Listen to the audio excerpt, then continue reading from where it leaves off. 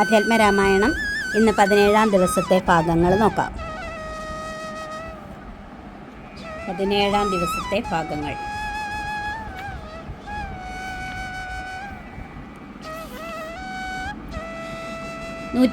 ാമത്തെ പേജിൽ പങ്ക്തിമുഖനല്ലിവനെന്നു മാനസേ ചിന്തിച്ചു പിന്നെയും വേഗേന പോയവർ എന്ന് തുടങ്ങുന്ന വരി മുതൽ 132-ാമത്തെ പേജിൽ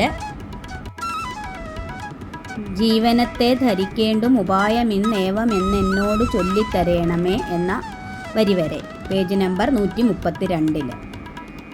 ഇനി ഇതെവിടെയാണ് വരുന്നതെന്ന് നോക്കാം. പേജ് 125 മുതൽ 132 വരെ. 125 ഇവിടെ വരെയാണ് നമ്മൾ കഴിഞ്ഞ ദിവസം വായിച്ചത്. ഇനി ഇന്ന് 17-ാം ദിവസം സ്വയംപ്രഭാഗതി മുതലാണ് വായിക്കേണ്ടത്.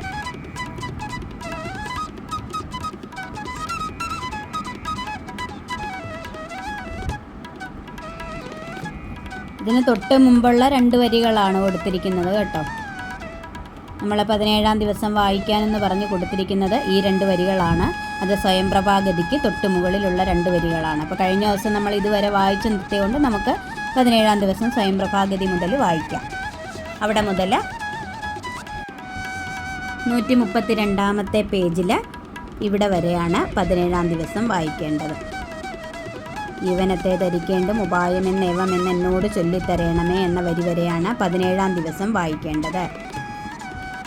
അതെവിടെയാണ് വരുന്നത്, ഏത് ഭാഗത്താണ് വരുന്നതെന്ന് നമുക്ക് നോക്കാം. അത് വരുന്നത് സമ്പാദിയുടെ പൂർവ്വവൃത്താന്തം എന്ന് പറയുന്ന ഭാഗത്താണ് ആ വരി വരുന്നത്. സമ്പാദിയുടെ പൂർവ്വവൃത്താന്തം, അവിടാണ് നമ്മൾ 17-ാം ദിവസം വായിക്കേണ്ട വരി വരുന്നത്. അവിടെയാണ് 132-ാമത്തെ പേജിൽ കണ്ടോ. 132-ാമത്തെ പേജിൽ ഇവിടം വരെയാണ് 17-ാം ദിവസം.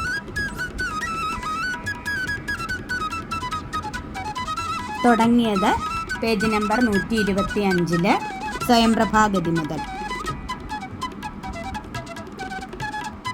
ഇവിടെ മുതലാണ് 17-ാം ദിവസം തുടങ്ങിയത്.